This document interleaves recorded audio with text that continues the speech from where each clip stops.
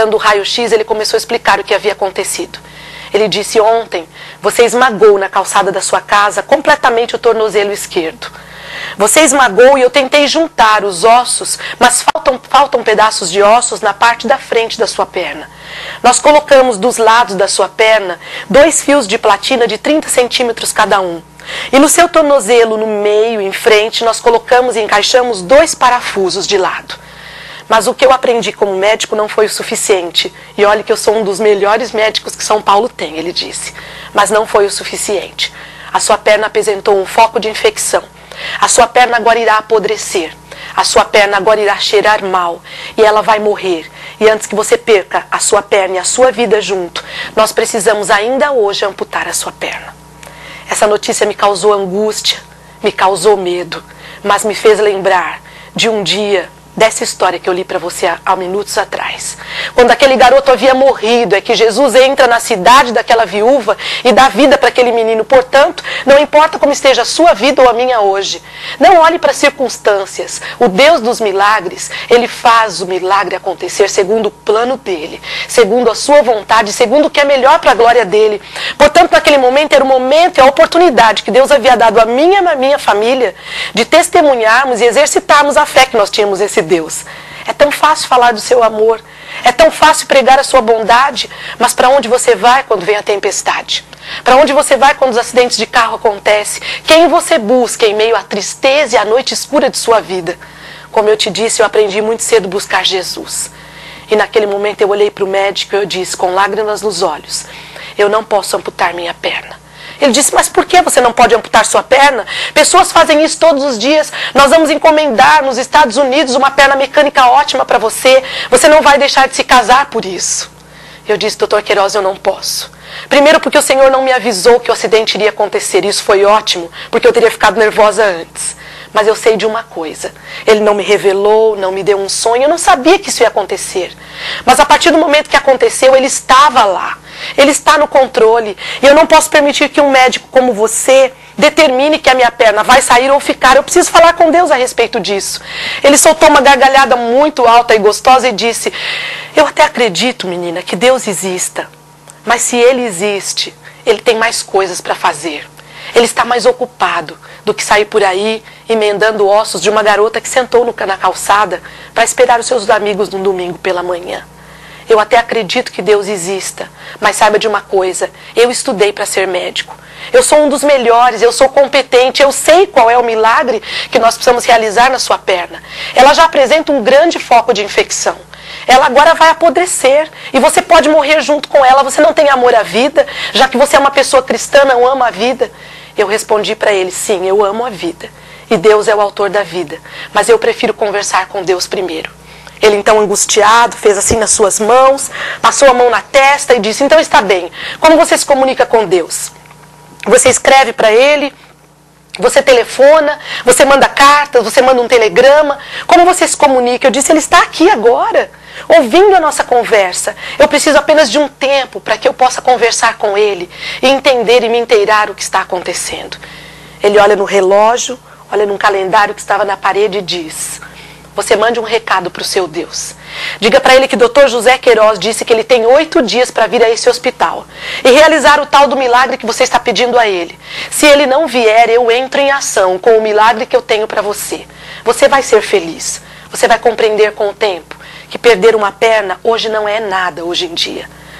Eu disse para ele, Dr. Queiroz, meu Deus não usa calendário pendurado na parede, nem tampouco o relógio de seres humanos. Ele é o dono do tempo, Ele é o dono do espaço. Se há 8 dias que você deu para Ele, em 8 dias Ele virá. Então ao sair da porta Ele volta e me pergunta, mas e se o seu Deus deixar você numa cadeira de rodas, o que você vai fazer?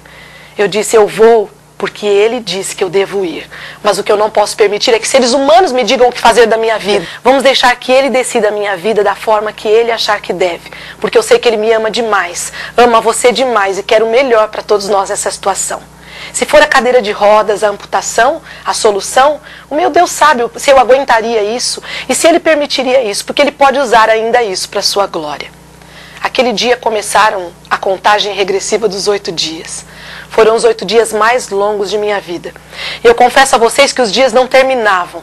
Primeiro dia começava bem cedo, às 7 horas da manhã, quando o Dr. José Queiroz vinha com a equipe de enfermeiras para fazer os curativos da perna. Primeiro dia de curativo, ele começa a abrir as ataduras e ele dá a triste notícia de que a perna estava pior. Segundo dia, ela estava pior. Terceiro dia, ela não havia melhorado. Ao quarto dia, ele observa a minha perna, faz uma cara bem feia, assim, dizendo: as coisas estão piores. O seu Deus telefonou, ele mandou algum telegrama, ele se comunicou com você? E eu respondi a ele: nós vamos até o 8º dia, como combinamos com ele. O meu Deus, ele pode tardar, pode chegar aos olhos dos homens atrasado, mas ele nunca falha. Ele sempre vem no momento certo. E se nós combinamos, Dr. Queiroz, 8 dias, nós vamos esperar 8 dias. Naquele instante eu olhava a minha perna, que apresentava não melhoras. Ao 5º dia ele abre novamente o curativo e diz: a sua perna agora está escura, preta como um carvão, está brotando pus, está cheirando mal. As enfermeiras, para me dar banho na cama, precisavam colocar máscaras, porque o cheiro que vinha debaixo das cobertas da minha perna não era nem um pouco agradável. Ele olhava a minha perna e dizia: você não tem amor à vida? Você parece ser uma pessoa tão inteligente e vai esperar por um milagre? Foi uma semana muito dura para mim. A semana dos 8 dias, onde eu esperava a resposta do meu Deus e onde o médico, um ser humano, pressionava o meu Deus a chegar e fazer um milagre na qual ele mesmo não acreditava que Deus poderia fazer. Naquela semana muitas coisas aconteceram, mas um dos fatos que me impressionou muito foi a visita de um homem que foi ao hospital, dizendo que tinha um presente para levar para mim. Olhando a porta do hospital aberta do meu quarto, ele disse que o presente entraria pela porta. E naquele momento eu pude ver entrar uma cadeira de rodas. Eu abaixei a cabeça, os meus olhos se encheram de lágrimas ao ver aquela linda e nova cadeira de rodas. Mas olhando para aquele homem eu perguntei para ele: você espera por um milagre ou você não acredita que Deus pode permitir que eu não precise usar aquele instrumento? Eu quero dizer para você que me ouve hoje, que quando você fizer um pedido a Deus, insista e vá até o fim, sem largar o braço de Deus, dizendo: Senhor, é isso que eu preciso, é isso que eu necessito. E se na minha fraqueza, pequenez, falta de sabedoria e ignorância eu estiver pedindo alguma coisa, Senhor, que vá contra os seus planos, então me perdoa e me dê o que o Senhor tem de melhor para mim. O 7º dia chegou. Eu sabia que os dias estavam acabando. O 8º dia seguiria no dia seguinte. Ele faz o curativo e diz: hoje é sexta-feira, amanhã, sábado pela manhã, será a sua amputação. Avisa todas as enfermeiras que eu deveria, à noite, ficar em jejum. Naquela tarde, bem à tardinha, quando o sol estava se pondo, nós temos um culto familiar muito gostoso no hospital. Eu pude observar que aquele pôr do sol, o sol estava diferente. Ele estava mais vermelho, mais alaranjado. E eu pude ouvir como que Deus dizendo aos meus ouvidos: fui eu quem pintou o pôr do sol. Eu criei as aves, a natureza, eu criei você. Portanto, confie em mim, eu sei o que eu estou permitindo em sua vida. Eu sei o porquê eu permito a dor. Não pense que eu não sei que você sofre. Não pense que eu não sei os desejos do seu coração. Apenas confie em mim e eu poderei realizar milagres em sua vida. Cantamos uma música e um hino que eu e minha irmã gostamos muito, que tem como título Fixa os seus olhos no Mestre. A música fala mais ou menos assim, que se nós olharmos para as circunstâncias, para as tristezas da vida, nós vamos sucumbir. Mas se nós fixarmos os olhos no Mestre, que é Jesus, nós teremos vitória no poder dele. Cantamos muitos hinos bonitos, recitamos salmos da Bíblia, versos e promessas bíblicas que pudessem rechear o nosso coração. E naquela noite, depois que todos foram dormir, eu não dormi. Foi a noite que eu mais tive dores no hospital. Foi a noite que a minha perna mais doeu e que eu pude fazer uma entrega completa da minha vida para Deus sem ninguém me ouvir. Ali eu confessei a Deus as minhas faltas, fracassos e pecados.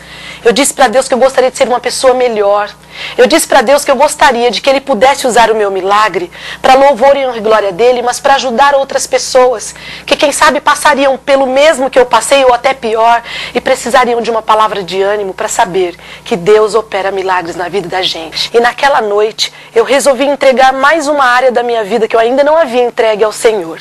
Eu resolvi entregar a minha profissão.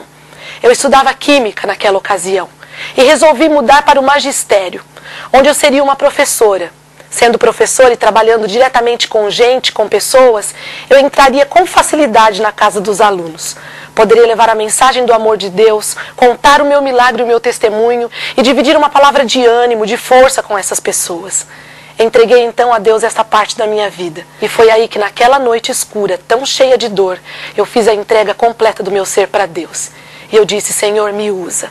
faze de mim o barro nas mãos do oleiro, transforma a minha vida e o meu barro na peça que o Senhor quiser.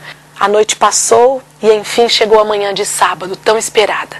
7 horas da manhã, o médico adentra as portas do meu quarto com uma comitiva enorme de pessoas. A enfermeira-chefe, o auxiliar de enfermagem, um psicólogo caso eu passasse mal, o ginecologista do hospital, os seus auxiliares e ele mesmo. Estávamos como, quando ele entrou no quarto, de joelhos orando, eu e minha mãe e minhas irmãs. E ele disse, vocês oram demais, eu já estou incomodado com tantas orações, imagine Deus ouvindo isso tudo. Por favor, eu quero que a família da paciente se retire do quarto, porque eu quero que fique apenas a Rosana e eu. Ficamos ali alguns minutos, esperando, até que ele entrasse e sentasse aos pés da minha cama novamente. Como era de costume, todos os dias ele fazer isso. Passando a mão sobre minhas pernas, ele disse, você esperou até o 8º dia, eu também esperei, e agora nós vamos ao centro cirúrgico fazer a amputação. Porém, eu quero abrir primeiro as suas ataduras para ver como a perna está. E eu espero que você compreenda, que você não chore muito e que você entenda que nós estamos aqui para fazer o melhor por você. E ali desenrolando aquelas ataduras que levou uma eternidade para que ele tirasse todas elas, ele segurou a última gaze do meu ferimento da perna e olhando nos meus olhos ele perguntou para mim, menina, você está preparada para o que você vai ver? E eu olhando nos seus olhos, eu não sabia o que dizer, eu já estava emocionada, chorando, não sei se de medo, de nervosa, de preocupação ou de alegria se viesse o meu milagre, porque eu não sabia o que iria acontecer naquele instante. Eu olhando nos seus olhos, eu respondi, e o senhor, Dr. Queiroz, está preparado para o que o senhor vai ver? Naquele momento ele tira lentamente aquela última atadura. E olhando para as minhas pernas, ele deixa 2 grossas lágrimas saírem dos olhos. Deu um tapa bem forte no meu pé e disse, menina, você está curada. Então o seu Deus veio, ele realmente existe. E ele olhava para suas mãos, assim meio curioso, dizendo, então foi através dessas mãos que não acreditaram que ele pôde realizar o seu milagre. Eu pude ver no quarto do hospital uma agitação muito grande. Minha família entra no quarto, invadindo aquele momento tão especial, dando preitos de louvor e gratidão a Deus pelo milagre realizado naquele instante, porque eu estava totalmente curada.